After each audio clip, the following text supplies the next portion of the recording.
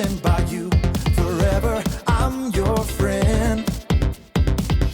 You'll always be right here with me. I'm so thankful for your love. No matter what I do, I know this is true. You're by my side, you'll never leave. I wanna thank you, God, for showing me who I am. You're so good, you help me to understand. We are your sons and daughters. You're such an amazing father. Thank you, God, for coming to rescue me. You're so good, God, you're everything I need. Every minute of every day, I just wanna say thank you, God. You sent your son to set us free. For your love and kindness, I will sing. You sent your son to set us free. For your love and kindness, I will sing.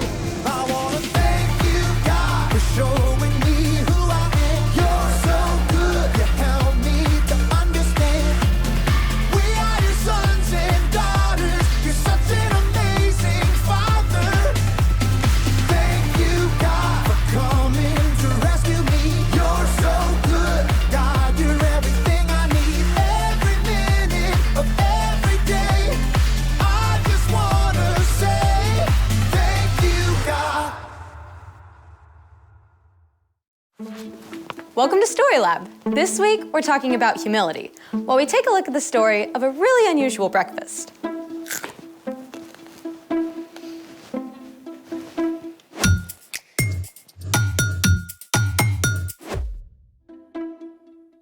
Hey, I'm Skyler. And I'm Sebastian. We're talking about humility, which is putting others first by giving up what you think you deserve. So what are we doing today?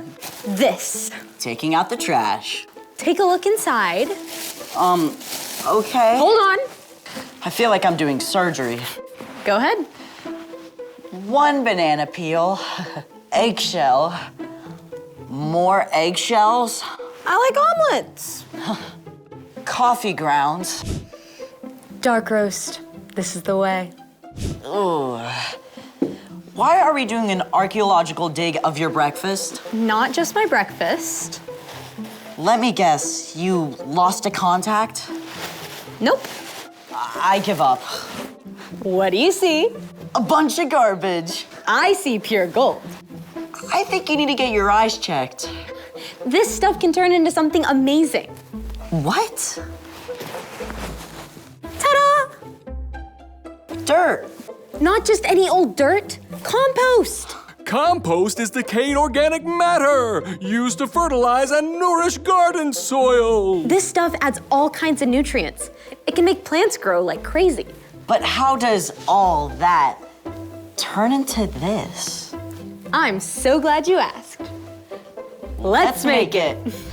There are actually a bunch of ways to make compost. You can go outside and dig a hole about a foot deep, but you can also just compost on your kitchen counter with a bin like this. So you just dump the stuff into the bin and it turns to compost? Not quite.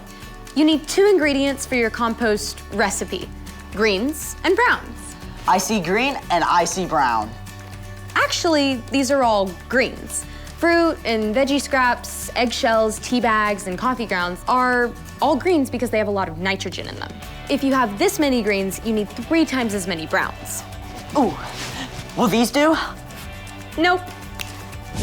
Browns are rich in carbon, stuff like shredded newspaper, dried leaves, and cardboard. We need to feed our compost with 1 part greens and 3 parts brown. I'm on it. All right, that's 1 green and then 3 brown.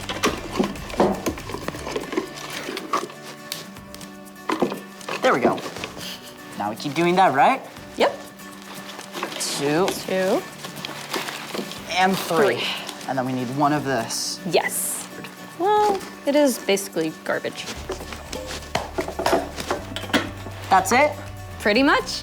You can feed your bin greens and browns, and with the right balance of carbon and nitrogen, it'll help it decompose quickly. And it also helps to turn it over every few days. What a cool way to turn something no one wants into dirt. Really helpful, awesome dirt. There's more than one way to make something good out of something not. It's time for... The story before the story. Today, we're in John, the 4th book in the New Testament. But before John, in the very beginning, out of a deep, deep love, God made an amazing world. But when people turned away from God, the world was broken. God made a plan to draw people back into a relationship. So at the right time, God sent his very own son, Jesus, to come live among us. When Jesus grew up, he traveled from town to town, teaching and healing. But the religious leaders made plans to get rid of him. Jesus was crucified on a cross and died. But early Sunday morning, Jesus returned to life. Lots of his friends saw him. Which is where our story starts. Take it away. Hey everyone, I'm Chloe. Hey, Chloe. After Jesus defeated death, he appeared to Mary Magdalene and then to his closest friends. And lots of other followers too. We can only imagine how amazed and overjoyed they were. And how many questions they had. Especially Peter. I said 3 times I didn't know Jesus. Is he angry with me? Does he still want me to be his friend? It was true. The night before Jesus was crucified, Peter had promised he would die before denying Jesus. Where I am going, you can't follow now, but you will follow me later. Lord, why can't I follow you now? I will give my life for you.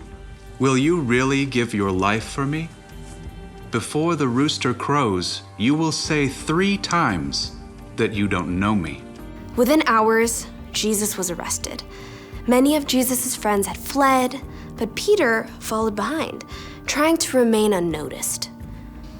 As Jesus was questioned by the high priest, Peter stayed outside, warming himself by a fire. A servant girl questioned him. You aren't one of Jesus' disciples too, are you? Peter was cold and scared, so he let fear take over. I am not. 2 more times, Peter denied knowing Jesus. Then, a rooster crowed, just as Jesus had said. And Peter realized the terrible thing he had done. That had only been a short time before. Even though Jesus was now alive again, Peter wasn't sure what Jesus thought of him. So, Peter did what he often did when something was bothering him. He gathered a few friends and went fishing. All night long, they threw out their nets. But by early morning, they still hadn't caught a single fish. As they returned to shore, they saw a lone figure standing there. Friends, don't you have any fish? No. Throw your net on the right side of the boat. There you will find some fish. That makes 0 sense. Even though it seemed ridiculous, Peter gave it a try. And within moments, the net was so full of fish, they couldn't even pull it onto the boat. It's Jesus. In his excitement, Peter forgot his worries and splashed as fast as he could toward Jesus. When he reached the shore, Peter found that Jesus had already cooked fish over a campfire. Come and have breakfast. Jesus offered the fish and some bread to Peter and his friends. The last time they had eaten together was the night Jesus died. But so much had happened since then. They may have been quiet as they ate, wondering how things would be different now. When they finished breakfast, Jesus called Peter aside. Maybe they took a walk on the beach. I bet Peter's heart was pounding fast. This is it. Peter, do you love me more than these others do?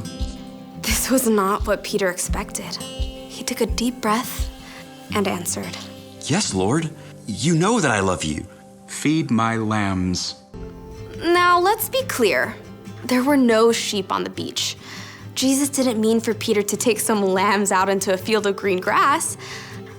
But many times, Peter had heard Jesus call himself the Good Shepherd, while the people around him were like sheep. Jesus wants me to take care of the people who follow him. Again, Jesus asked, Peter, do you love me? Yes, Lord. You know that I love you. Take care of my sheep. Peter was getting anxious again. Why had Jesus asked a second time? Didn't Jesus believe him? A third time, Jesus asked. Peter, do you love me? Lord, you know all things. You know that I love you. Feed my sheep. Peter was frustrated that Jesus kept repeating this until he realized. Jesus has asked me 3 times if I love him. Maybe that's once for every time I said I didn't know him. Jesus had not only forgiven Peter, Jesus was inviting Peter to care for all the people who would follow Jesus now and in the years to come. Following Jesus wouldn't be easy, but it would be worth it. Every step of the way. The end. Wow, so Peter really messed up, but Jesus still loved him. Yeah, Jesus didn't leave him hanging. Exactly. Peter was the one who denied Jesus, but Jesus took time to make it right between them. So, what's our part in the story? Well, if someone wrongs you, it's super easy to stay mad. But even if you feel like you have a right to stay mad, humility means choosing to forgive and make things right. Maybe your friend didn't call and invite you to their house on Saturday like they said they would. Instead of being mad and refusing to talk to them until they talk to you first, you can go to your friend. You can tell your friend you were hurt, but still care about them and want to hang out. Or your big sister promised to give you a ride to school, but she left early, and you had to wait for the bus in the rain. Instead of giving your sister the cold shoulder, go to her. Tell her that it wasn't okay, but you still love her. And if you are the one who hurt someone else, it's just as important to make things right with them. This is not easy stuff. But it's super important. You're absolutely right. See you next time. Bye, Chloe. So here's the thing. Put others first by making things right. Got it. Do you think Peter and Jesus composted their breakfast leftovers? No idea. Hold on a sec. All right. She looks hungry. Apple core? Nom, nom, nom, nom, nom, nom, nom, nom. Thank you. Thanks for joining us in the StoryLab. See you next time.